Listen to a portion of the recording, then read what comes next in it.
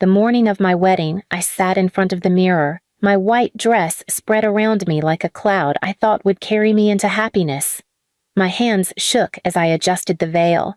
I wasn't nervous about marrying David. He had been my anchor, my only real safe place in a world that treated me like a burden. I was nervous because in my heart, I still hoped my family would finally show me love. For weeks, I'd sent them the invitations. I even went to my parents' house with my fiancé, begging them to come. Dad had leaned back in his chair, his beer can dripping condensation onto the carpet, and smirked. "Why would we waste a Saturday watching you play bride?" he sneered. "Your sister's high school reunion is the same day. That's a real event. People actually care about that. Please subscribe to our channel and tell us in comments from where are you watching this video." Mom cackled like it was the funniest thing she'd ever heard. "Besides," she added, pointing her long nails at me, "a wedding without class is just two losers signing papers. What's there to celebrate? You're not worth the gas money to get there." My sister Madison had chimed in, twirling the diamond necklace Dad bought her. "Imagine everyone staring at you in that cheap dress. Embarrassing. If you had any sense, you'd cancel the whole thing." I stood there stunned, the invitation slipping out of my hand. David squeezed my shoulder, but I could feel his anger boiling. My family didn't even hide their cruelty anymore. They didn't just decline, they mocked me for even asking. Still, deep down, I prayed they'd change their minds. I told myself maybe they'd surprise me at the ceremony. Maybe they'd sit in the back and clap when we kissed. That hope is what got me dressed that morning. The chapel was glowing with candles, the air filled with flowers David's mother arranged herself. His family filled the pews, his cousins, aunts, uncles, all smiling at me with genuine warmth. But the right side of the church, the side reserved for my family, was empty. Row after row of polished wood, vacant and mocking. The officiant whispered, "Shall we wait a few more minutes?" I nodded, my throat tight. I stared at the doors, expecting them to swing open any second. I imagined my parents walking in late, pretending they cared, but the doors never moved. Instead, my phone buzzed in the clutch purse beside me. A text from Mom. I opened it with trembling hands. "Don't embarrass yourself waiting for us. We're having a family barbecue at your aunt's. Madison's telling everyone about how pathetic you looked begging us to come. It's hilarious. Good luck with your little party." I couldn't breathe. My chest felt like it had collapsed. My wedding day, the one day I thought they couldn't ignore me, had been reduced to a joke at a backyard barbecue. David touched my hand, his eyes burning with fury but also with something else. Pity. And that pity cut deeper than my parents' words. I didn't want him to pity me. I wanted him to see me as strong. But all I could see when I looked at the empty seats was proof that my family never saw me as anything more than disposable. They hadn't even tried to hide it. They laughed while I walked down the aisle alone, my veil blurring the tears that wouldn't stop falling. The photographer snapped pictures anyway, trying to angle it so the empty pews weren't visible. But I knew, I would always know. And when the vows were spoken, when David said "I do," I forced a smile through my tears, because in that moment, something inside me cracked, not just from heartbreak, but from rage. As guests clapped and music swelled, I stared at those empty seats and swore under my breath, "They think today is worthless. I'll make sure they regret every second they weren't here." The reception hall should have been filled with laughter, the sound of clinking glasses, and the buzz of two families coming together. Instead, I stood under the soft glow of string lights, every toast from David's relatives reminding me of the silence on my side. I smiled politely, but inside my blood burned. Every time someone lifted a glass and said, "To the bride and groom," I imagined Mom's face, smirking as she piled food onto her plate at the barbecue. I pictured Dad with his beer, raising it not for me, but for my sister's stories about how pathetic I must have looked walking down the aisle alone. David leaned close during our first dance, his voice low. "They don't deserve you. Forget them." But how could I forget? Forgetting was what I'd done all my life. Pretend their words didn't sting. Pretend their favoritism didn't crush me. This wasn't forgetting. This was public humiliation. Every guest saw that empty side of the church. They saw the absence that screamed louder than any applause. When the night ended, David and I drove away in his car, tin cans rattling behind us. His family waved, shouting blessings, but in the rearview mirror, I didn't see joy. I saw rows of empty chairs mocking me. That night, after we checked into the small cabin David rented for our honeymoon, I sat on the bed still in my wedding dress. My phone buzzed again. Another text from Mom. "Did you really go through with it? Poor guy. He doesn't know what he married. We did him a favor not showing up. Madison says you looked desperate, standing there waiting. Wish we could have seen it in person." The screen blurred as my tears spilled over, but my hands didn't shake anymore. They were steady. I realized something. They weren't just cruel. They enjoyed it. They fed off my pain. David took my phone gently, reading the message, his jaw tightening. "You don't need them," he whispered. But I pulled the phone back. No, I needed this. I needed proof of every word. Not to beg them to love me, but to carve into my memory the exact moment I stopped being their victim. Days turned into weeks, and I tried to settle into married life. David was patient, but I knew he felt helpless. He wanted to protect me, but this wasn't something he could shield me from. The wound wasn't just abandonment. It was decades of being told I was nothing, sealed by the ultimate betrayal on my wedding day. And my parents didn't stop. They called sometimes, not to check on me, but to brag. "Madison just got promoted. She deserves it, unlike you."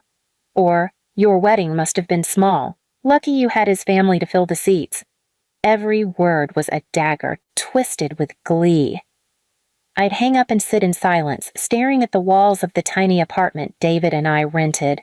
The anger kept building, louder than the hum of the refrigerator, sharper than the shadows that crept in when the lights went out. I started to remember things I'd buried. Dad stepping over me when I fell as a kid, muttering, "Get up, garbage!"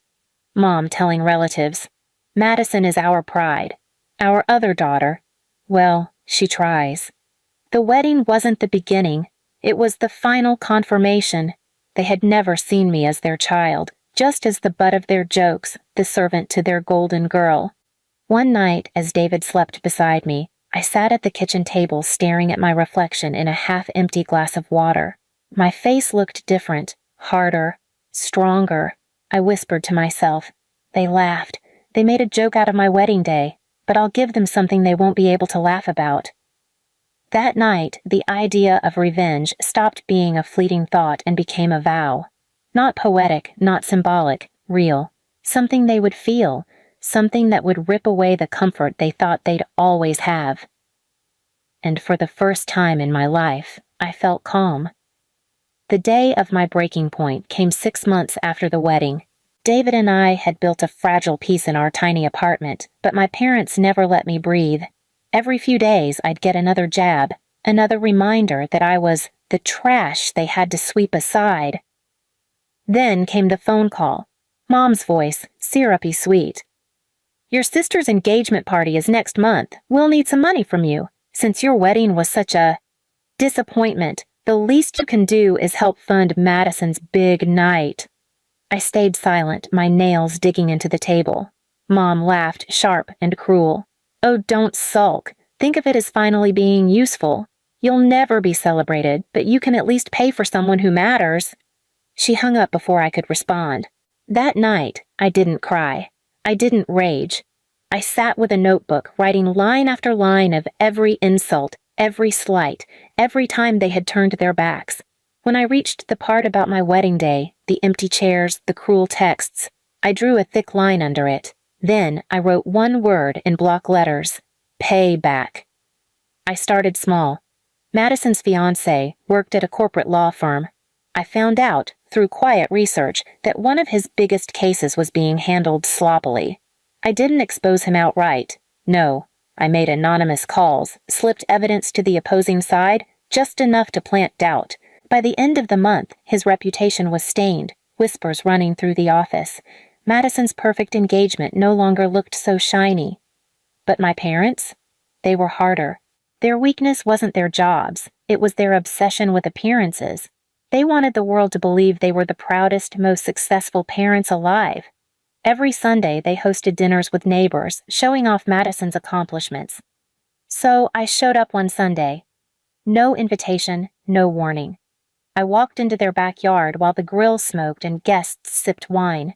The chatter died instantly. Mom's smile froze. Dad's beer nearly slipped from his hand.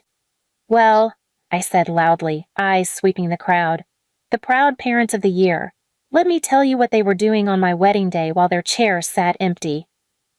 Gasps rippled as I told the story. Every detail, the barbecue, the texts, the laughter. I watched their guests' faces change from polite interest to disgust. Mom hissed, "You little snake!" I cut her off. "Snake? At least a snake knows loyalty. You two wouldn't recognize it if it strangled you." Dad tried to grab my arm, but I yanked free. "Careful," I said, my voice low but sharp enough for everyone to hear. "Lay a hand on me again, and I'll tell them what you did to me as a kid. Step over your own bleeding daughter because Madison's shopping bags were more important." The silence was deafening. Their neighbors shifted uncomfortably. Someone set down a glass with a hard clink. For the first time in my life, I saw fear in my parents' eyes, not because of what I might do to them physically, but because their kingdom of lies was collapsing in front of witnesses. But I wasn't done. 2 weeks later, at Madison's engagement party, the event they begged me to fund, I walked in again. This time, I carried a small envelope. Inside was the proof I'd been collecting, financial documents showing how my parents had siphoned money from joint accounts I helped pay into for 9 years. Debts I had covered, vacations they had enjoyed, all while mocking me. I didn't raise my voice. I simply placed the envelope on the table in front of Madison's fiancé's parents, who prided themselves on their high moral standards. "This," I said evenly, "is who you're tying your family to. People who would sell out their own blood, abandon her on her wedding day, and drain her dry while laughing about it." The room erupted. Madison shouted, her fiancé's parents demanded explanations, and my mother tried to snatch the papers back. I didn't stay to watch the meltdown. I walked out into the night air, my steps light. By morning, calls poured in. The engagement was postponed indefinitely. Their neighbors stopped attending Sunday dinners. Dad's job at the country club evaporated after whispers spread. Mom's social circle crumbled, invitations drying up. Madison stopped posting her perfect photos online. And my parents? They called me, over and over, first with rage, then with pleading. "Fix this," Dad growled. "We're your parents." "No," I said, my voice steady. "You're just strangers who taught me cruelty better than love. Now you get to live with the lessons you gave me." I hung up. For the first time in my life, I felt the weight lift. Not because I had destroyed them out of spite, but because I had finally reclaimed the power they stole from me. They thought my wedding day humiliation would be the end of me. But in truth, it was the day I began writing their downfall. And this time, they weren't laughing. Please subscribe to our channel and tell us in comments from where are you watching this video.